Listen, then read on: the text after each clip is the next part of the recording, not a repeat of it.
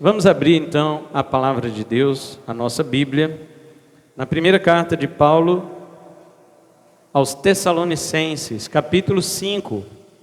E nós vamos entrar agora no último assunto sobre o tema desta perícope, desta sessão que nós começamos lá no versículo 12 e vamos terminar agora no versículo 22. Essa perícope eu chamei de deveres de uma igreja bem edificada. Eu separei assim: deveres para com o seu pastor, depois deveres uns para com os outros, depois deveres para consigo mesma e por último deveres para com Deus. E nos deveres para com Deus nós vamos encerrar agora, não digo hoje talvez, mas com esse tema que nós vamos ler do versículo 19 até o 22.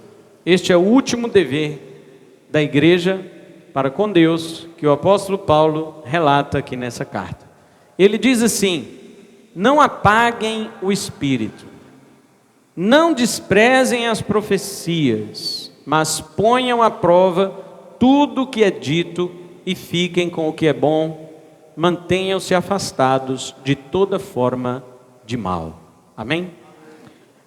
Nós já oramos, podeis assentar e vamos estar atentos à palavra do Senhor. As crianças já foram para a salinha, então você pode ficar bem atento à palavra de Deus aqui. Fica tranquilo e despreocupado que seu filhinho, sua filhinha, seu netinho estão todos bem cuidados lá na nossa salinha, e não só cuidado no sentido de companheirismo, mas sim de instrução da palavra de Deus também para a idade deles. E você que já é adulto, então ouça-me pregar nesta noite. Agradeço ao grupo do louvor por ter me dado tempo para pregar. Agradeço às irmãs por não ter cantado hoje, por me dar mais tempo para pregar. Aos varões, que não cantam muito, mas quando canta também é uma bênção. E agradecer o irmão Marcos e o César, que fizeram uma maravilhosa apresentação deste louvor para Deus, Então temos tempo aqui para pregar, mas não vou terminar hoje esse ponto aqui, que é do verso 19 ao 22. Muito bem. Continuando então a falar sobre os deveres da igreja para com Deus, que na semana passada nós encerramos falando do dever de ser grato, Os irmãos lembram que eu preguei sobre isso. Em tudo dai graças, porque esta é a vontade de Deus em Cristo Jesus para convosco. Agora temos um outro dever da igreja para com Deus. Além de orar sem cessar, além de dar graças em tudo, a igreja também não pode apagar o Espírito Santo. E hoje eu vou falar sobre isto. Se a igreja deve orar sem cessar, se ela deve ser grata a Deus por meio do seu Filho Jesus, ela também tem uma obrigação para com o Espírito. Veja a trindade aqui. Você ora a Deus, você é grato ao Pai por meio do Filho, e agora você não apaga o Espírito. Aqui está a operação da trindade para com a igreja do Senhor, o Pai, o Filho e o Espírito Santo. E a asseveração que o apóstolo Paulo faz para a igreja é: não apaguem ao Espírito. No texto grego ele põe ao contrário, ao Espírito não apagueis.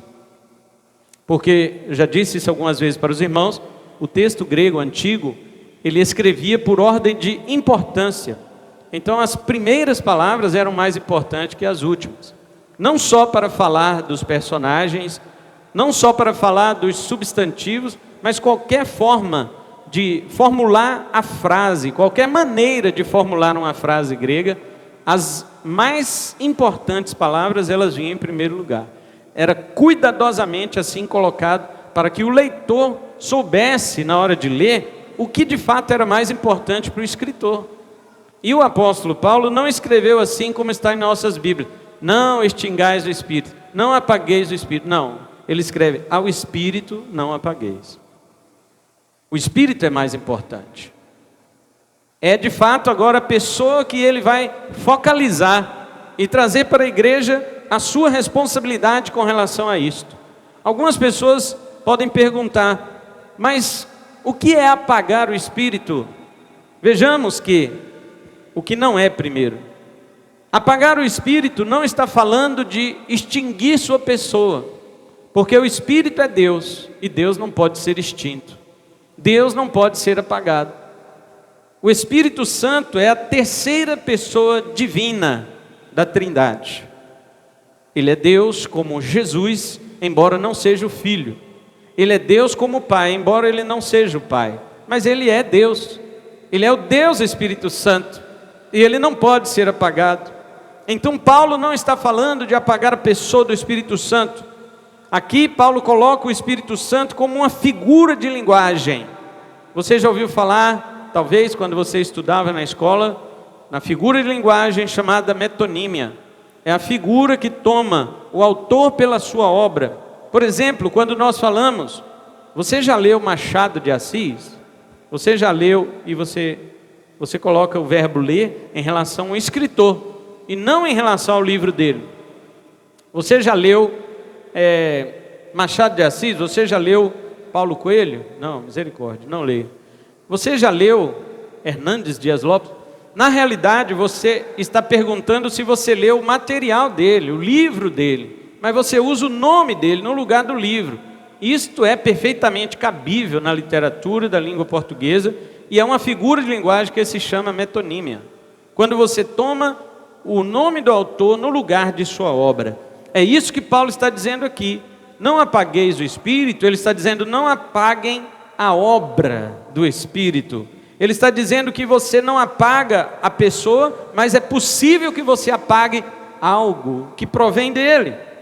É possível a igreja sufocar. Esse também, sufocar, é um significado da palavra grega que Paulo usa aqui no sentido figurado. A palavra esbenilme no grego, ela pode significar extinguir, apagar, sufocar, suprimir. Ela tem vários significados neste aspecto. Era usado para quando as pessoas iam apagar incêndio. E agora, figurativamente falando, quando se trata da pessoa do Espírito Santo, e Paulo usa este verbo, ele está dizendo que o Espírito Santo é como um fogo. O Espírito Santo é como um incêndio no meio da sua igreja. Porém, é possível que a igreja apague este fogo. É possível que a igreja, ela suprima a obra do Espírito Santo dentro dela. O Espírito de Deus tem muitas coisas para a igreja do Senhor. O Espírito de Deus trabalha no caráter da igreja. Quando falamos, por exemplo, santificação, o Espírito santificador, ele está trabalhando no caráter da igreja. Porque é através da santificação que você vai se parecer com Jesus. Mas o Espírito também trabalha na ornamentação da igreja. As irmãs gostam de ornamentar a nossa igreja aqui no aspecto físico. No aniversário da igreja, dos homens, das irmãs e tal, é sempre colocado aqui na igreja algum tipo de ornamentação, de embelezamento. Mas isso é aspecto físico e é somente visível aos olhos materiais. Mas o Espírito de Deus, ele também ornamenta a igreja do Senhor. O Espírito de Deus embeleza a igreja do Senhor. Cantamos isso aqui agora. Os dons e talentos que Ele distribui para a igreja, que Ele distribui, diz o apóstolo Paulo em outro lugar, a cada um como Ele quer. Olha que maravilha. Não é nem você que escolhe o dom que você vai ter. As pessoas, eu gostaria de profetizar, eu gostaria de ter o dom das visões, eu gostaria de ter o dom do louvor. A Bíblia diz assim, o Espírito distribui a cada um como Ele quer, não é como você quer. Deus fez você nascer com a voz de taquara rachado. Deus fez você nascer com a voz de marreco gripado, igual a minha voz. A minha voz é de marreco gripado. Imagina aquela época que eu estava gripado, né? Um marreco gripado. Então, Deus não dá muitas coisas para certas pessoas, ainda que elas almejem, que elas desejem. Não é errado desejar, mas você tem que entender se o Espírito te deu aquilo ou não. Porque a Bíblia diz que Ele distribui como Ele quer, e não como você quer. E é visando ao bem da própria igreja. Então, não só no aspecto moral e no aspecto interior, o Espírito de Deus trabalha com a igreja, como também no aspecto externo. Ele fornece dons para a igreja de Deus. E o nosso texto aqui vai dar um exemplo de uma obra do Espírito que a igreja sufoca, a saber, quando ela despreza as profecias. Olha o versículo 20. Bom, já entendemos o 19. Não apaguem o Espírito. Você entendeu que não é a pessoa dele, e sim a obra dele. E Paulo vai dar um exemplo de uma obra do Espírito a qual a igreja, em geral, sufoca. Diz o verso 20: não desprezem as profecias. Também no grego, Paulo está dizendo assim: as profecias não desprezeis. Ao Espírito não apagueis, as profecias não desprezeis. Paulo está usando o exemplo das profecias, e eu vou entrar agora sobre a questão dos dons, os dons do Espírito Santo. Mas eu quero deixar claro que esta obra do Espírito, muitas vezes, ela é sufocada dentro da igreja. O Espírito de Deus tem dons para o povo de Deus, mas se a igreja suprime isso aí, o Espírito Santo não vai forçar a barra, não vai. Você já foi em alguma igreja que quando você entra nela, você percebe um ambiente frio? Um ambiente frio, não estou dizendo um ambiente meteorológico, estou falando de um ambiente espiritual. Um ambiente espiritual frio, porque normalmente as pessoas daquela igreja já apagaram o Espírito.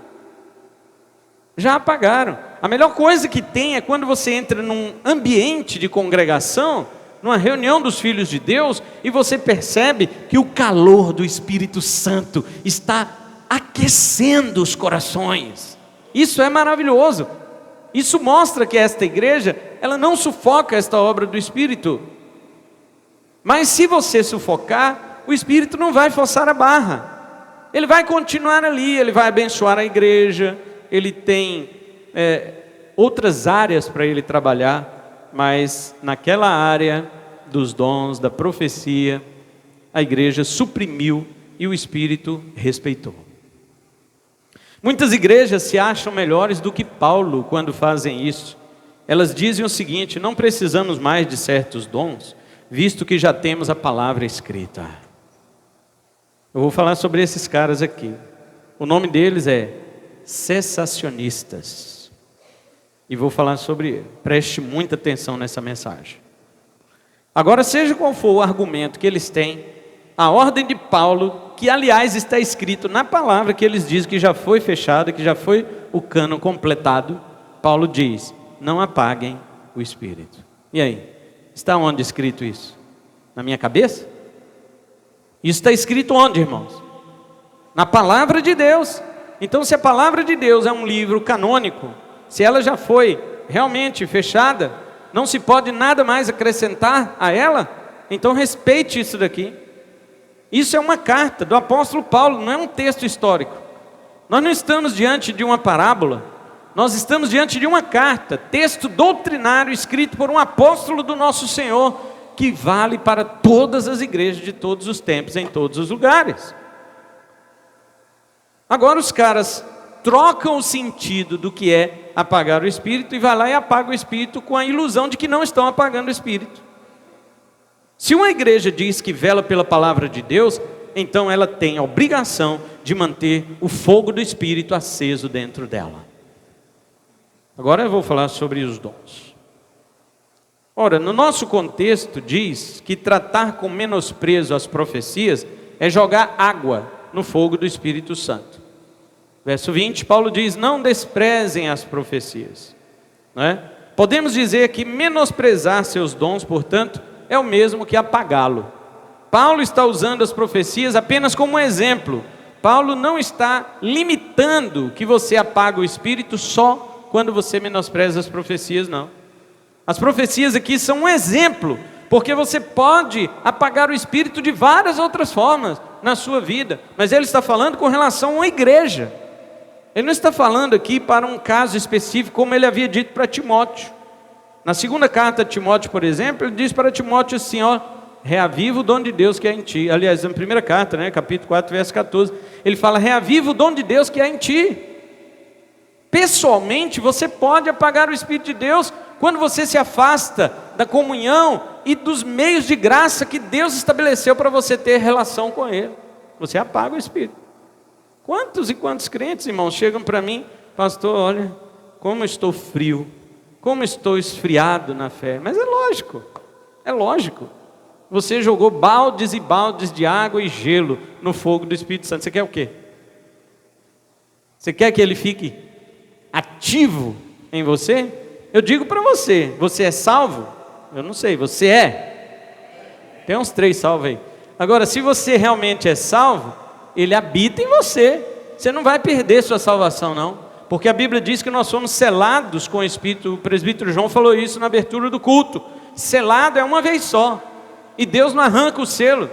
Deus, ele mantém o povo dele selado até o fim.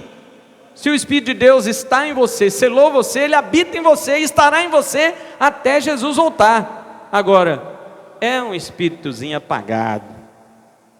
É um espírito que você jogou água nele. E então, as brasas do Espírito, elas apagaram. Você é um crente fumaçado. Você é um crente defumado. Mas não um crente fervoroso. O Espírito mora em você. Vamos supor, né? Aqui eu gosto de fazer algumas suposições, mas sem ser antibíblico, como Wesley orou aqui. Deus, tem misericórdia do pregador, não deixa ele sair fora da Bíblia. Mas vamos supor uma coisa, que você está lá conversando com o Espírito Santo e dizendo: Espírito de Deus, por que aquela pessoa está daquele jeito? Por que aquela pessoa está fria? O Senhor não habita mais nele? O Espírito Santo diria para você o quê? Sim, eu habito, mas estou apagado por ele. Ele que quer assim. É ele que quer assim. Ah, mas Deus não é soberano? Olha os calvinistas. Deus não é soberano, aquilo que ele faz ninguém pode impedir. Irmãos, eu não estou nem aí para esse negócio de ser reformado, de calvinista, do que arminiano fala, pentecostal. Eu estou aqui porque a Bíblia diz. E a Bíblia diz em Efésios, que foi o texto que o presbítero João leu, ele diz que você deve se deixar encher do Espírito Santo. Eu já preguei em Efésios aqui, e o versículo 18 do capítulo 5, ele está no passivo. Ele diz: não vos embriagueis no vinho, no qual há desperdício, mas deixem-se ser cheios do Espírito. Você que tem que deixar, meu irmão. É você que tem que buscar, meu irmão. Não é o Espírito de Deus que vai vir. Esse pessoal que fala aí, escuta a pregação de reformados sobre avivamento, você vê. Escuta Hernando de Lopes, Augusto Nicodemo, esse povo reformado sobre avivamento. O que eles falam? Avivamento vem de Deus, não somos nós que provocamos avivamento, não. Então fica sentado aí. Fica sentado, espera um avivamento na sua vida. Os apóstolos, diz a palavra de Deus, olha que era promessa dada pelo próprio Jesus. Jesus disse para eles: permanecer na cidade de Jerusalém até que do alto seja revestido de poder. E você sabe como é que eles estavam ali? A Bíblia diz: eles estavam orando. Eles sabiam que era uma promessa de Jesus e essa promessa ia se cumprir. Não tinha como não cumprir, mas eles oravam para que ela se cumprisse. Cadê você? Não vou orar não, porque é promessa, Deus vai ter que fazer de todo jeito. Fatalista. Você não é um calvinista, é um fatalista. Diga para ele: Senhor, eu estou orando justamente porque o Senhor prometeu. E eu estou orando porque na oração eu demonstro a minha fé, e a minha fé está baseada nas tuas promessas. Agora fica lá, aquele monte de crente morno. Eu vou falar morno para quebrar o galho, porque na verdade está lá um iglu, está lá um iceberg, uma pedra de gelo, e quer que o Espírito Santo venha fazer avivamento. Não, porque eu ouvi Augusto Nicodemo pregar que o avivamento não depende de mim, ele vem de Deus.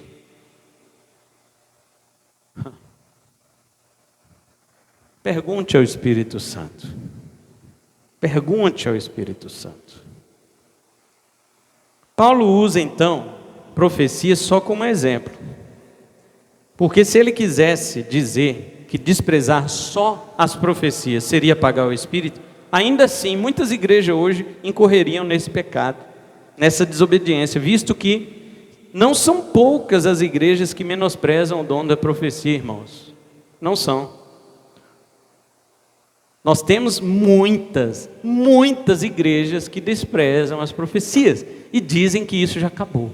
E para não dizer que estão desprezando as profecias e apagando o Espírito, eles trocaram o significado da palavra profecia e disseram: profecia significa pregação. Descobrimos a América.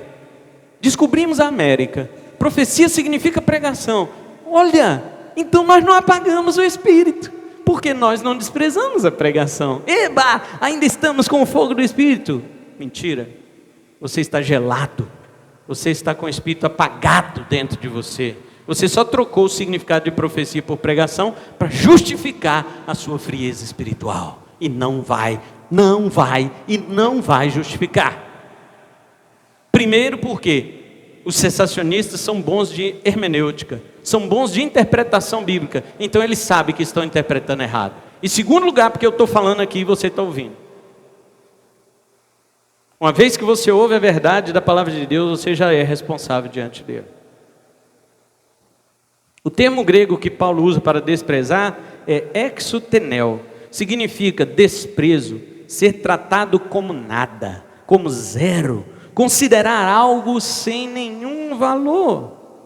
É a mesma palavra usada, sabe por quem? Pelo evangelista Lucas, quando ele disse que Herodes desprezou Jesus quando se apresentou diante dele na condenação da sua morte. Lucas 23:11. Os irmãos lembram que tinha aquele negócio, levaram Jesus primeiro para o Sinédrio, né? De madrugada, foi julgado no Sinédrio, com falsas testemunhas. Depois amanheceu, levaram Jesus para o pretório de Pilatos. Pilatos teve aquela conversa, aquele vai e vem ali com Jesus, com os judeus, tentando salvar Jesus e tal. Depois Pilatos, quando descobriu que Jesus era do norte, não é da minha jurisdição, é de Herodes. E naqueles dias Herodes estava lá em Jerusalém, perto de Pilatos. Então Pilatos mandou Jesus para Herodes. Quando Jesus chega perto de Herodes, os soldados de Herodes vestem Jesus de um pano de púrpura, para que ele se pareça um rei. Colocam um cetro na mão de Jesus e começam a pedir a Jesus: faça um milagre para nós. E Jesus ficou em silêncio, a Bíblia diz. Jesus não respondeu absolutamente nada para Herodes. Mas Herodes era doido para ver Jesus há muito tempo, porque Jesus fazia milagres, o nome dele era bem conhecido, e Herodes queria até saber se Jesus não era João Batista, que ele tinha mandado cortar a cabeça, e João Batista tinha ressuscitado dos mortos na pessoa de Jesus. Herodes tinha isso na cabeça dele. E quando ele viu Jesus, agora eu vou ver um milagre que todo mundo fala. E pediu um milagre, pedia, Jesus só calado, não fez nada. A Bíblia diz então que Herodes fez o quê? Desprezou Jesus e escarneceu dele, zombou dele e mandou de volta para Pilatos. É a mesma palavra que Paulo usa aqui para esta frase: não desprezeis as profecias. Não faça como Herodes fez com Jesus.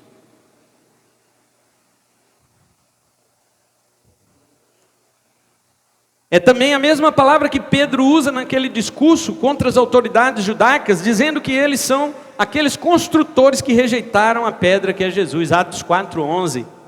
Ele usa essa palavra: rejeitaram a pedra preciosa. Vejam, queridos, não é uma palavra leve, não é uma palavra doce, não. É extremamente pesada, e é inadmissível que as pessoas não pensem que é isso que estão fazendo contra o Espírito Santo quando desprezam os seus dons. É incrível porque os cessacionistas, eles não desprezam outros dons do Espírito.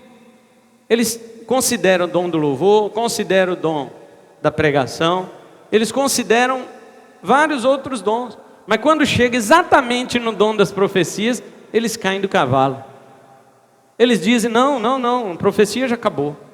Ou seja, apagam o Espírito, desprezam as profecias, trocam o nome de profecia para pregação, para dizer que ainda valorizam e que estão de bem com o Espírito Santo. Não estão. Agora eu vou falar sobre o que é profecia. Calvino achava que era pregação. Então os filhos de Calvino continuam com a mesma ideia do seu pai. Irmãos, quando alguém me pergunta: você é arminiano, calvinista, o que você é? Eu falo calvinista, mas não sou filho de Calvino. Eu sou filho da Escritura, eu sou filho da Palavra de Deus. Calvino foi, vou dizer aqui, tirando Paulo, foi a melhor mente cristã de toda a história. Calvino e Jonathan Edwards, no século XVIII, nos Estados Unidos. Não teve ninguém com a mente igual desses caras. Se alguém me pergunta, eu digo eu sou. Para que a pessoa saiba na direção em que eu creio. Mas não quer dizer que tudo que eles disseram eu vou engolir. A Bíblia está diante de mim. Nós temos aqui os 5 solas. Os irmãos já conhecem, já preguei sobre 5 solas. E preguei até sobre outros solas, né? Novos solas para a igreja atual. Tudo bem. Agora me responda uma coisa. Vamos lá, primeiro sola da Reforma Protestante, sola Escritura. Quer dizer, somente a Escritura. Lutero brigou com a Igreja Católica por causa disso. Porque a Igreja Católica, ela tinha o quê? A Escritura, mais a tradição. Lutero disse não à tradição, sola Scriptura, no latim, somente a Escritura, não a tradição. Certo? Ótimo. Palmas para Lutero. Os católicos não desprezam a Escritura. Eles só dizem que não pode ser só a Escritura. Tem que estar junto com a tradição. Então, Lutero, parabéns. Estava correto diante dos católicos. Agora, os reformados. É só a Escritura? O que é que eles têm ao lado da Escritura? Suas confissões de fé. E colocam-nas como também infalíveis, como é a Escritura. Você acha que eu concordo com a sola Escritura dos reformados? Embora os reformados é que pregam sobre os 5 solas, os irmãos estão vendo? Você não pode ir na onda dos reformados, só porque eles são reformados e nossa igreja é reformada. Não, irmãos, você tem que ir com a Bíblia, você tem que ir com a palavra de Deus. Estes homens que dizem que pregam os 5 solas e falam da sola Escritura, estes homens colocam as confissões de fé ao lado da Escritura. E se você for contra um ponto da confissão de fé, você não pode ser membro da igreja deles. E aí? Cadê a sola Escritura? Lutero ia gostar disso? Lutero ia chegar nesses reformados e dizer: abandone sua confissão, vamos ficar com a Escritura. Eu poderia falar cada coisa de cada um dos solas, mas não vou perder o tempo da minha mensagem. Mas só para você ver, tome cuidado com os reformados, tome cuidado com os calvinistas. Ai, pastor, está doido, direto ele prega, tome cuidado com os arminianos. Não, arminiano é mais fácil de você tomar cuidado, porque a heresia, o falso ensino está na cara. Agora, em uma capa de intelectualidade, em uma capa de hermenêutica, dos melhores intérpretes da Escritura, os reformados passam pelos vãos da nossa porta, que não estamos vigiando, e colocam falsas doutrinas dentro da nossa cabeça. E eu não estou nem aí. Né, calvinista? Já disse, eu sou bíblico. Minha tendência é sim para a doutrina reformada, para o calvinismo, claro. Em termos de erros e acertos, eles têm mais acerto do que os arminianos. Agora, cuidado. Não é por causa disso que eles se tornam seu papa. É a Escritura. Ora, só para sair desse assunto, que meu tempo já foi roubado por essas conversas, mas eu preciso falar para vocês. Vou citar outro sola, solos Cristos. Como é maravilhoso pregar sobre Cristo. A Igreja Católica, na época da Reforma, eles diziam Cristo sim, mas não só Cristo, tem que ter Maria também para interceder por nós, tem que ter os santos, tem que ter isso e aquilo, tem que ter as nossas boas obras e etc. Os irmãos já sabem, já preguei sobre isso. Aí os reformados vêm, rompem com isso, somente Cristo. Amém, amém, claro que sim, só Cristo. Porém é isso que os reformados pregam? É só Cristo? Ou o Cristo que eles querem te apresentar no sola é um Cristo aleijado? É um Cristo aleijado. Porque o Cristo sola da Bíblia que nos mostra é o Cristo que cura, enfermidades. É o Cristo que batiza no Espírito Santo. É o Cristo que reveste o crente de poder contra os demônios e os faz expulsar em seu nome. E eles pregam esse Cristo? Solos Cristo, mas solos bem soladinho. Nós fatiamos o Cristo e te apresentamos uma parte. E você, irmão, aceita isso? Você aceita o Cristo aleijado do calvinismo ou do cessacionismo? Eu poderia falar de cada um dos solas. Eles exaltam 5 solas, mas não pregam. Não pregam. Tome cuidado. Deixe-me voltar então para aqui. Calvino disse assim: pelo termo profecia, contudo, não entendo o dom de predizer o futuro, mas assim como em 1 Coríntios 14, 3, está vendo? Que é o mesmo profecia. A ciência de interpretar a Escritura, de modo que o profeta é um intérprete da vontade de Deus. É mesmo, Calvino. Hernandes Dias Lopes também segue esse entendimento no seu comentário sobre o texto que nós estamos lendo, de 1 Tessalonicenses 5, 20. Hernandes Dias Lopes diz que o profetismo era revelacional, a pregação que substituiu a profecia é expositiva. É bonito, mas não é bíblico, senhor Hernandes. Então, se for assim, aqui está um pecado que não pode mais ser cometido. Vamos supor que eles têm razão, que a profecia é a pregação. Então, esse pecado não pode mais ser cometido. Para que está na Bíblia? Não tem ninguém que despreze as pregações. Todas as igrejas exaltam as pregações. Todas as igrejas gostam das pregações. Aqui está, portanto, um pecado que não pode ser cometido. Ou seja, anularam um versículo bíblico, quando trocaram o significado do termo que está ali escrito. Aqui está um mandamento de Paulo que só serviu para as igrejas da sua época. De acordo com os cessacionistas, apagar o Espírito era um risco que somente as igrejas do passado corriam. E nós que temos a Bíblia completa, olha, a justificativa é bonita, irmãos, é plausível, é plausível. Se você tem a Bíblia completa, você vai preocupar com o quê?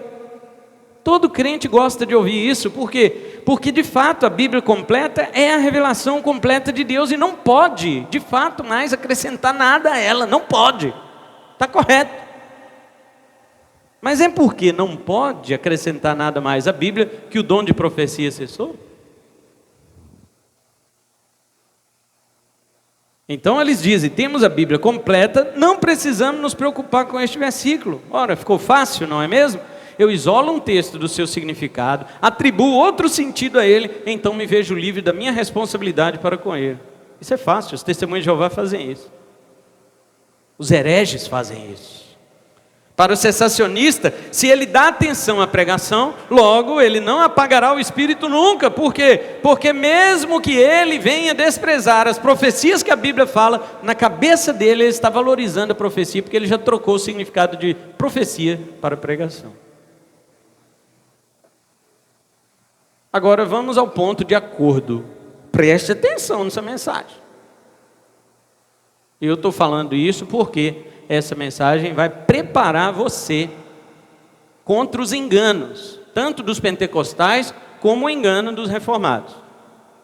As palavras da Bíblia são profecia? Sim, sim, esse é um ponto de acordo. 2 de Pedro, capítulo 2, verso 19 a 21, o apóstolo Pedro diz que toda palavra da profecia não veio de particular interpretação. Ele está se referindo à Bíblia. Então, está na Bíblia que toda palavra da Bíblia é profecia. Amém. Concordo com isso plenamente, estamos de acordo. Mas agora precisamos saber se é a isso que Paulo está se referindo aqui no texto que nós lemos de 1 Tessalonicenses 5. Vamos ver outro exemplo, onde Paulo fala sobre profecia como um dom? Volte sua Bíblia, 1 Coríntios capítulo 12. Paulo diz assim no versículo 4, preste atenção: existem tipos diferentes de dons espirituais, mas o mesmo Espírito é a fonte de todos eles. Amém? Diferentes tipos de dons e o Espírito é a fonte. Ok. Agora veja no versículo 10, o que Paulo diz sobre estes dons. Há esse Espírito, espera lá, vamos ler, a partir do 8 para você ver. Há o Espírito dá capacidade de oferecer conselhos sábios. Algumas Bíblias está o dom da sabedoria, palavra da sabedoria. A outro, o mesmo Espírito dá uma mensagem de conhecimento espiritual, dom de conhecimento, da palavra de conhecimento. 9. A o mesmo Espírito dá grande fé. A outro, o único Espírito concede o dom de cura. Cadê o sensacionista? Eles acreditam no dom do conhecimento, no dom da sabedoria, mas não acreditam no dom de cura. Quando se fala para ele que você conhece alguém que tem um dom de cura, sabe o que eles dizem? Então por que você não manda essa pessoa no hospital esvaziar os hospitais? Isso é questionamento de incrédulo, não de crente. Eu devolvo a pergunta para eles bem assim: por que Jesus e os apóstolos não esvaziaram os hospitais de sua época? Você não pode negar que Jesus curava. Ou agora você vai negar que o próprio Filho de Deus curava. E por que Jesus não esvaziou os hospitais da época dele? E por que os apóstolos não esvaziaram as casas de misericórdia de sua época que já existiam? Não vem com essa não, sensacionista. Isso é conversa de incrédulo. Agora olha o 10. A o Espírito dá o poder de realizar milagres. A outro, a capacidade de profetizar. Ora, e ele faz isso, como eu disse logo antes, né? O Espírito realiza tudo isso distribuindo como lhe apraz. E no capítulo 13, olha o que Paulo diz: ainda que eu tenha o dom de profetizar, inclusive se eu conhecesse todos os mistérios e toda a ciência, ou se eu tivesse fé tamanha que transportasse montes, versículo 2. Veja, Paulo não está falando da fé salvadora aqui não, irmãos. Paulo não está falando da fé que você tem quando você crê em Cristo e se torna um crente, e que você se converte, não. Ele está falando de uma fé especial, uma fé que remove montes. Daquela que nós falamos aqui num culto de quinta-feira, na oração. Jesus olhando para nós e nós falando: Jesus, o Senhor secou uma figueira com uma palavra. E Jesus olhou para nós e falou assim: eu achei que vocês transportavam montes. Vocês estão admirados que eu sequei uma figueira? Eu achei que vocês transportavam montes. Está vendo como que é a nossa fé? Mas por que nossa fé é assim? Por causa da praga chamada sensacionismo. É por isso que nossa fé ficou assim, deficiente. Mas ainda tem tempo de você restaurar a sua fé em Cristo Todo-Poderoso, que cura, que opera milagres, que transporta monte e seca a figueira. Você não acha que Paulo está falando lá no capítulo 13 de pregação? Acha? Ainda que eu tivesse o dom de profetizar e conhecesse os mistérios, toda a ciência, e tivesse fé a ponto de transportar monte, você acha que esse profetizar aqui ia pregar? No meio disso tudo aqui, no meio desse monte de maravilhas, de sinais espetaculares, dons extraordinários, em nenhum momento Paulo põe a pregação no meio disso aqui. Observe ainda no versículo 8 do capítulo 13, que ele diz que o dom de profecia desaparecerá, tanto quanto o dom de línguas e do conhecimento. Aí pergunto para um sensacionista, ele fala: mas o verso 8 lá diz que as profecias se acabarão. Aí você fala: mas aqui no próprio 8 diz que o conhecimento também acabará. E aí? Como é que você mantém o conhecimento e despreza a profecia? Quem te deu autoridade para fatiar o versículo, meu irmão? Quem te deu autoridade para você rasgar o versículo no meio e ficar só com a parte que você gosta? Com a parte que te convém? Paulo não põe, porque quando Paulo vai falar de pregação, ele usa a palavra pregação. Observe mesmo, meus queridos, que só vai desaparecer quando vier o que é perfeito. Versículo 10. Vocês estão aí em Coríntios? Vocês estão em Coríntios aí, irmãos? 1 Coríntios 13, acompanhe, para você então ver o que eu estou falando dentro da Escritura. Vai desaparecer a profecia, verso 8, mas Paulo diz que ela só vai desaparecer no verso 10, quando vier o que é perfeito. Os sensacionistas, alguns deles dizem, sabe o quê? Que o que é perfeito já veio, que é a Bíblia. Na época de Paulo não tinha uma Bíblia completa. Hoje tem Velho e Novo Testamento, então você não precisa mais esperar o que é perfeito, porque o perfeito já chegou. Mostre para mim, você sensacionista, você reformado, que é bom de hermenêutica, que é bom de interpretação. Mostre no capítulo 13, no contexto aqui, que é a Bíblia, que Paulo está se referindo à Bíblia. Eu quero ver. Agora, a melhor hermenêutica, segundo ele, se a Bíblia já está fechada, então cessou a profecia, as línguas se encerraram. E eu pergunto, e o conhecimento? Por que não cessou? Porque lá no 8 diz que ia cessar junto. O que dizer deste dom? Que o texto também diz que cessará, mas para eles o conhecimento não cessou. Bem conveniente, não é mesmo? Claro, está no verso 12, que o que é perfeito ainda não veio, o que é perfeito ainda virá, porque diz no verso 12, quando vier o que é perfeito, nós o veremos face a face. O que é o perfeito? É a vinda de Cristo. Quando Jesus voltar, é claro que você não vai precisar de língua, de profecia, seja lá o que for. Quando Jesus voltar, os dons já perderam seu significado. Os dons são para enfeitar a igreja do Senhor pelo poder do Espírito Santo enquanto ela está na terra. Os dons capacitam você para fazer a obra e a vontade de Deus na terra. Você não vai precisar de dom no céu. Para quê?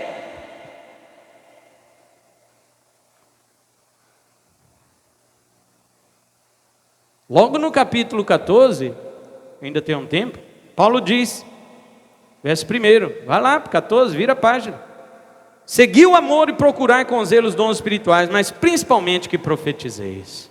Ora, ele não pode estar falando de pregação aqui, uma vez que em nada ele coloca as suas cartas como objeto de exposição nesse texto aqui. Nem sequer o Antigo Testamento, que era a Bíblia que eles usavam, Paulo não inclui aqui no capítulo 14. Ainda falando sobre dons. Os dons ele começa lá no 12. No 13 ele exalta o fruto, que é o amor. E no 14 ele mostra como usar os dons. Porque a igreja de Corinto valorizava o dom de línguas. E Paulo diz, não, parem com isso, o dom de língua não é tão valioso assim. Valioso é o de profecia. Agora vamos continuar para você ver que profecia não é pregação. São coisas diferentes. Paulo contrasta a profecia com as línguas e assemelha a profecia ao dom de línguas desde que interpretadas. Está lá no versículo 5 e o verso 13. Ele diz assim no 5. Gostaria que todos vocês falassem línguas, mas gostaria ainda mais que todos profetizassem, pois a profecia é superior a falar em línguas, a menos que alguém interprete o que vocês dizem para que toda a igreja seja edificada. Então, entre profecias e línguas, línguas é inferior, profecia é superior. Mas entre profecias e línguas interpretadas são iguais. Então não é pregação.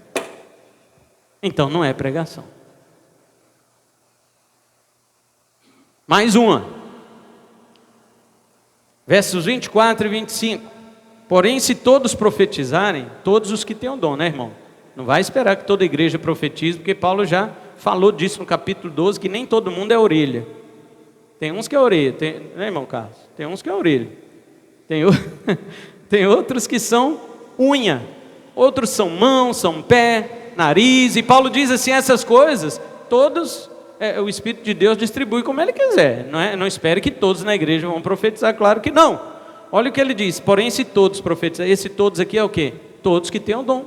Porém se todos profetizarem, presta atenção, e entrar algum incrédulo ou indouto na igreja, ele é por todos convencido e por todos julgado. Tornam-se-lhes manifestos os segredos do coração, e assim, prostrando-se com a face em terra, adorará a Deus, testemunhando que Deus está de fato no meio de vós. Uma pregação não expõe os segredos do coração de um incrédulo, especificamente. Ela faz isso de um modo generalizado. Quando eu estou pregando aqui, algumas pessoas ficam chateadas, porque acham que eu conheço a vida deles e estou pregando sobre aquilo que está na vida deles. Irmão, eu não conheço sua vida e não me interessa conhecer, a não ser que você precise de ajuda e me procure. E então, eu não vou ficar assim, peraí que eu vou orar por revelação. Eu não tenho o dom de revelação, meu irmão. Eu não tenho o dom da palavra do conhecimento que nós lemos lá no início do capítulo 12 de 1 Coríntios. quem tem o dom da palavra de conhecimento, sem você falar nada, o cara vira para você e fala tudo da sua vida lá. Ele tem o dom, eu não tenho. O meu dom é diferente. O meu dom de aconselhamento bíblico e pastoral, você tem que me contar tudo, para depois eu falar para você. Eu não vou saber o que tem na sua vida, porque Deus não me deu esse dom. E você está achando que eu acho ruim? Eu acho é bom. Já pensou saber da vida de todo mundo? Eu acho é bom. Ainda bem que Deus não me deu esse dom. E se você precisar de um aconselhamento bíblico, estou aqui, estou disposto para isso. Mas você tem que me contar tudo, porque eu não tenho dom da revelação. E eu não estou chateado com Deus por causa disso, não. De jeito nenhum. E quando eu estou pregando e a pessoa, porque está falando de mim. Não, meu querido, de jeito nenhum. Não conheço a sua vida, só gostaria de conhecer se você precisar de ajuda e quiser a minha ajuda. Então sim, eu vou pedir para você me fazer conhecer a sua vida. Mas Paulo diz assim, não. A profecia, ela faz isso, porque a profecia é revelação. Nós vamos ver isso. A profecia é revelação. Ela revela o escondido do coração de uma pessoa que entrou na igreja, a ponto dessa pessoa se prostrar com o rosto em terra, adorando a Deus e testemunhando que Deus está entre nós. Foi um profeta que Deus levantou e disse assim, tem alguém aqui nessa noite, que o coração dele veio para essa igreja pensando isso, e Deus está dizendo isso e aquilo para você. E a pessoa, oh, Deus está neste lugar. Isso é profecia, não é pregação. Cessacionistas. Já no 26, olha o que Paulo diz, fazendo distinção entre ensino e profecia. Olha, no 26 Paulo diz, que fazer pois, irmãos? Quando vos reunis, ou seja, na igreja, né? Não é crente em casa não, viu filho? Quando vos reunis, um tem salmo, é o que nós cantamos aqui, salmos são os louvores, certo? Certo? Amém? Nós louvamos, um tem salmo, que é louvor, outro tem doutrina, que é o que eu estou fazendo agora, eu estou ensinando, doutrina ensino. Doutrina é mulher para cortar a cabeça, é bobagem. Isso é bobagem. Doutrina é ensino bíblico, ensino dentro da escritura. Isso é doutrina que está escrito, que chama. É o que eu estou fazendo agora, nós já fizemos salmo, agora doutrina. Aí Paulo diz mais, este traz revelação, aquele outra língua e ainda outra interpretação, seja tudo feito para edificação. Está vendo a diferença? Enquanto eu estou doutrinando, Deus está revelando algo para outro, que vai falar com outro. E quando ele recebe de Deus, chama-se revelação. Quando ele transmite para o irmão, chama-se profecia. Mas é a mesma coisa. Perceba que doutrina é o conteúdo do ensino apostólico. Isso que Paulo ensinou, que eu estou reproduzindo para vocês, é ensino. Agora, a profecia não. A profecia é revelação. A profecia é algo que está oculto no coração de um indivíduo. Mas não confunda com a revelação canônica. O que é revelação canônica? É aquilo que eu disse, já está revelado na Escritura e você não pode aumentar e nem tirar. Isso aqui é revelação canônica, revelação inspirativa. Isso não existe mais. Isso eu concordo, não existe mais. Não existe um profeta que venha se levantar e dizer, olha, acrescenta isso na Bíblia que eu vou profetizar agora. Anátema, maldito, cale sua boca. Não existe. Agora, existem sim profetas revelacionais, profetas carismáticos, do grego carismata, que quer dizer dons.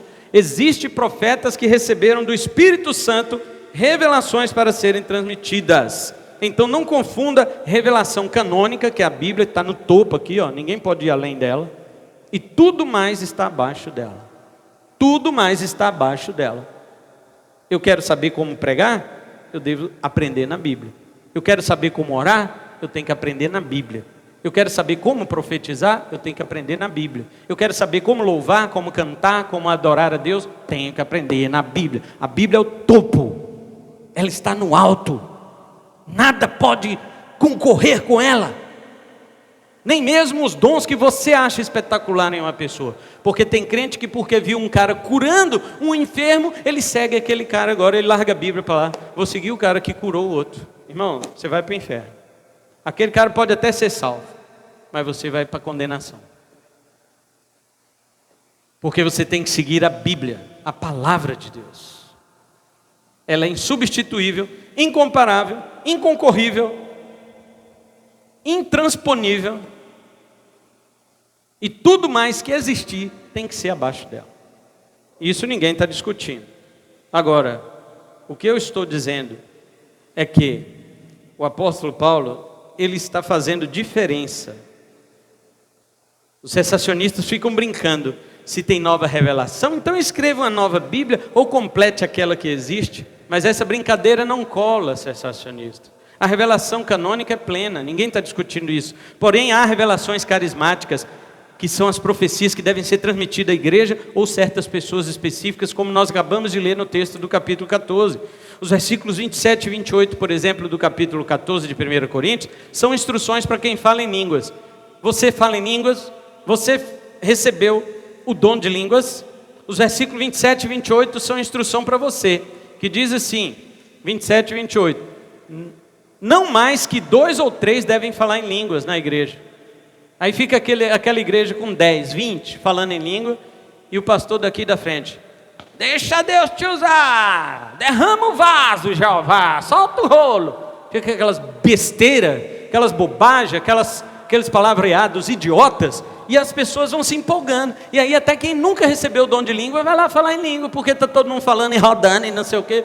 Irmãos, Paulo está dizendo, e é doutrina, acima da Bíblia ninguém pode. Nós já vimos isso. E ele diz, não mais que 2 ou 3 devam falar em línguas, devem se pronunciar um de cada vez, está vendo? Não a baderna que a igreja pentecostal faz, um de cada vez. E ele diz assim, e alguém deve interpretar o que disserem. Mas se não houver alguém que possa interpretar, que estejam calados na reunião da igreja, falando com Deus em particular. Você começou a falar em língua, gostoso, né? Eu tenho dom de língua, eu sei que é bom falar, é gostoso demais falar, mas está no meio do culto, amém, está no louvor, fala em suas línguas, mas começou as pessoas te ouvirem, ninguém se levantou para interpretar, baixa a sua voz, minha filha, meu filho, baixa a voz, e começa a falar você e Deus somente, e na hora da mensagem, cala a tua língua, vai escutar a mensagem, porque a palavra de Deus é superior a tudo, inclusive superior a profecias. Se tiver um profeta que se levanta, que não sei o quê, eis meu servo, você que está pregando, se vier falar comigo, eu falo, silêncio, no final do culto você me fala o que Deus quer, porque quem está pregando sou eu, a autoridade máxima é a Bíblia, a pregação, é a palavra de Deus, não é profecia, não é língua, não é nada. Tem coisa para falar, depois fala, eu vou te ouvir. Eu não sou sensacionista não, eu acredito nos dons, mas tem que ter ordem. E isso é ensino para quem fala em línguas. Agora o verso 29 e 30 já são ensino para quem profetiza. Olha só o que diz Paulo, 29 e 30. Quanto aos que profetizam, que sejam 2 ou 3, e os outros avaliem, julguem o que for dito. Se alguém estiver profetizando, presta atenção nessa, se alguém estiver profetizando, e outra pessoa receber revelação, aquele que está falando deve se calar. Eis meu servo que eu tenho uma coisa para dizer, e levanta outro e fala assim, servo, eu que tenho para dizer, cala o primeiro, vamos escutar o segundo. Ai, mas está mandando Deus calar a boca. Eu já vi alguém dizer isso para mim, um dia que vieram com uma falsa profecia, porque eu devo dizer para os irmãos que existe o dom de profecia, mas também existe as falsas profecias, tá? Existem as falsas profecias. Não é todo mundo que sai chamando você de meu servo que você deve aceitar, não. Afinal, vai lá saber se de servo de quem, né? Então, você deve avaliar. A Bíblia diz, avalie o que ele está dizendo. E uma vez eu falei para uma pessoa que estava profetizando, eu falei, cala-te. Para com isso, porque sua profecia não é de Deus. Aí pronto, todo mundo que estava naquela reunião de oração falou que eu mandei Deus calar a boca. Falei, não irmão, mandei um falso profeta calar a boca, não foi Deus. Deus eu conheço pela escritura, pela oração, pela comunhão, pela intimidade, pela minha vida com Deus. Eu conheço Deus, eu sei quando Deus fala. Eu mandei foi um falso profeta calar, não Deus. Qual que é o problema? Mandar um falso profeta calar. Você tem medo? Ah, e se for Deus? Então você não fala, ué. Você não conhece a voz de Deus, fica quieto. Engole o que ele falar. Eu conheço. Eu conheço a voz de Deus. Primeiro por aqui, pela Escritura. Porque nada é superior a isso aqui. Nada. A Bíblia está acima de tudo. E tudo mais abaixo dela. Eu conheço a voz de Deus pela Escritura. Em segundo lugar, eu tenho o Espírito de Deus dentro de mim, que testifica com o meu Espírito, tanto que eu sou filho de Deus, quanto as coisas que são de Deus. E eu sei o que é de Deus e sei o que não é. E quando mando um falso profeta calar, eu só não mando na igreja dos outros, porque é dos outros. Mas se for aqui, e tiver também falando, muda o assunto aí, para você não descer do púlpito. Muda o assunto. E muitas vezes, infelizmente, nós temos ouvido pessoas despreparadas. Mas eu não estou falando de um erro, né? Todo mundo pode errar quando está pregando. Eu quero dizer, falso profeta, é diferente. Qual a diferença de um falso profeta e um erro de pregação? É que quando a pessoa erra na pregação, você vai lá e corrige, ela aceita. Ela fala, eu vou mudar. O falso profeta não aceita. Quem é você para se levantar contra o homem de Deus? E ele não aceita, é um falso profeta. Meu filho, você está errado, olha a Bíblia falando que você está errado. Muda. Não, eu estava cheio do Espírito Santo. E tem uns, né? Eles mudam até a voz, né? O S vira o X, Espírito Santo. Né? E tem uns que mudam até a voz. Quando você está conversando com ele ali, amém, glória a Deus. Quando está aqui, não. Tem nome até de trovão por aí nos pregadores. Não sei o que, trovão. E o povo gosta. O povo gosta. Paulo está dizendo, profetas, falem 2 ou 3 e os outros julguem. Mas se vier revelação, está vendo que profecia é revelação? Se vier revelação a outro que esteja sentado, cale-se o primeiro. Os profetas recebem revelação. Não adianta o sensacionista dizer que apenas os apóstolos profetizavam, porque o texto aqui é um ensino de Paulo, apóstolo, aos crentes, membros simples da igreja de Corinto. Eles é que profetizavam, não eram os apóstolos. Paulo não está falando para apóstolo, Paulo está falando para membro de igreja, da igreja de Corinto, que tinham o dom de profetizar. E agora? O que vimos é o seguinte, profecia nada tem a ver com pregação. Aliás, uma curiosidade, eu vou encerrar com essa, porque o relógio tem menos de 60 segundos cada minuto quando eu estou pregando. Vou encerrar com essa curiosidade aqui. Isso aqui é bom para você arrebentar com o sensacionista, tá? Porque em geral, o sensacionista não deixa a mulher pregar, certo? Sensacionista, no geral, não deixa mulher pregar. Então, curiosidade, guarda essa. Se os sensacionistas dizem que profetizar é pregar, então por que não deixam mulher pregar? Olha o que Paulo disse sobre a mulher em relação a profetizar no capítulo 11, verso 5 de 1 Coríntios. Toda mulher, porém, que ora ou profetiza com a cabeça descoberta ou sem o véu, desonra sua própria cabeça, no caso a cabeça dela é o esposo, né? Porque é como se tivesse rapado a sua cabeça. Uma mulher não poderia profetizar, na opinião de Paulo, mas somente se estivesse sem o véu. Com o véu ela poderia. Uma vez que ela tinha o véu, ela honrava seu marido e então podia profetizar na igreja, de acordo com Paulo, 1 Coríntios 11, 5. Se profetizar é pregar, então por que os reformados não deixam mulher pregar? Peçam a elas que coloquem um véu e então libere o púlpito para elas, ué. Mas nós vemos que profetizar e pregar não são a mesma coisa. Paulo conhecia a diferença das palavras. Eu vou citar as palavras gregas aqui para vocês. Apenas 4 palavras gregas para diferenciar. Profeteuo significa profetizar. Queriusso, não é cleilson, tá? Queriusso significa pregar. Euangelizomai significa evangelizar. E didasco significa ensinar, doutrinar. Paulo sabia a diferença dessas 4 palavras, e quando ele vai falar de profecia, ele não usa nenhuma outra a não ser profetel. Então, Finalizando, desprezar as profecias é apagar o Espírito. É um pecado contra o Espírito Santo. Pastor, está dizendo que os cessacionistas pecam contra o Espírito Santo? Sim. Sim. Eles pecam contra o Espírito Santo. Eles pecam contra o apóstolo Paulo, que disse: não apaguem o Espírito. Eles vão lá e apagam, dizendo que não existe mais profecias, e que as profecias agora são pregação, que eu já provei que não é. Agora é claro que não é o pecado imperdoável como a blasfêmia, certo? Os irmãos não confundam. Extinguir o Espírito é um pecado, mas não é imperdoável. O único pecado imperdoável é blasfêmia contra o Espírito Santo. Então, aí eles falam: então eles só estão apagando o Espírito. Eles só estão apagando o Espírito, mas não estão blasfemando? Vamos ver.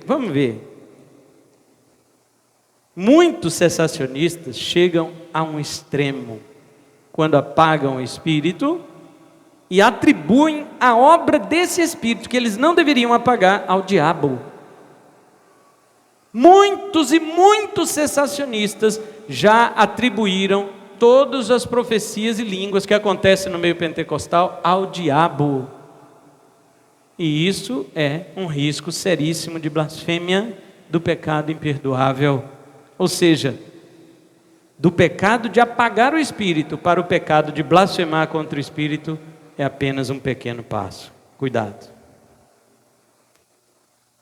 Mas muitos cessacionistas também correm o risco dos fariseus, de atribuir as obras, do Espírito Santo ao diabo, enquanto muitos pentecostais correm o risco de atribuir as obras do diabo ao Espírito Santo.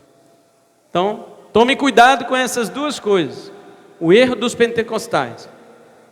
O erro dos pentecostais é que muita coisa é o diabo que faz entre eles, e eles dizem que é o Espírito Santo. Isso também é blasfêmia. Agora, cuidado também com o erro dos cessacionistas, que muitas coisas que acontecem no meio pentecostal é de Deus, é do Espírito Santo, e eles falam que é do diabo. Ambos estão no risco da blasfêmia, e eu espero em Deus que eles não tenham cometido.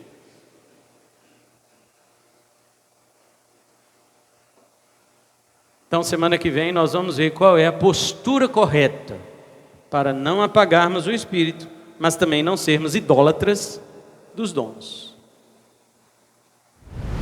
Este é o ponto de equilíbrio de um crente que conhece a Escritura.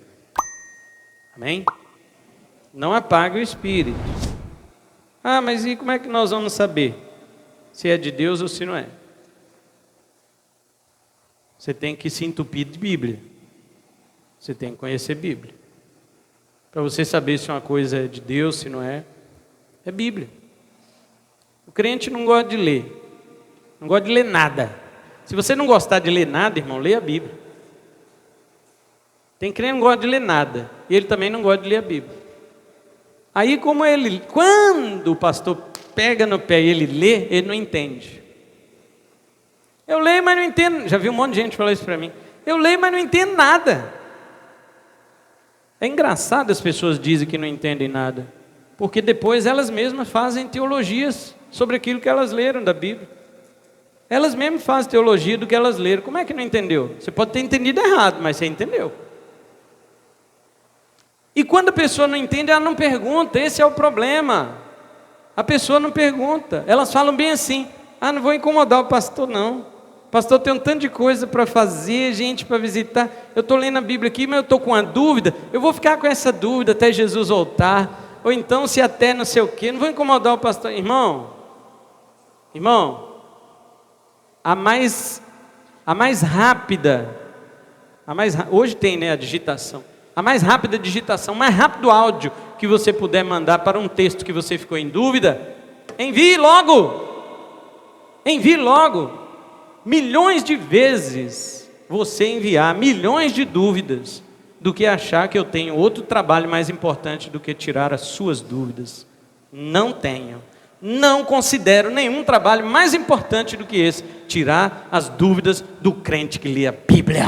Eu tiro e faço com prazer. faço com alegria no meu coração, para que você seja afiado na espada do Espírito, que é a palavra de Deus. Chega de pregar, né? Vamos colocar em pé então e agradecer ao Senhor pela sua palavra. E domingo que vem tem mais. Só que eu não vou mais descer o cajado assim no cessacionista não, né? Eu vou falar agora como devemos ser equilibrados, como não apagar o Espírito e ao mesmo tempo não também idolatrar os dons dele, né? Que aí também é outro erro. Amém? Vamos orar.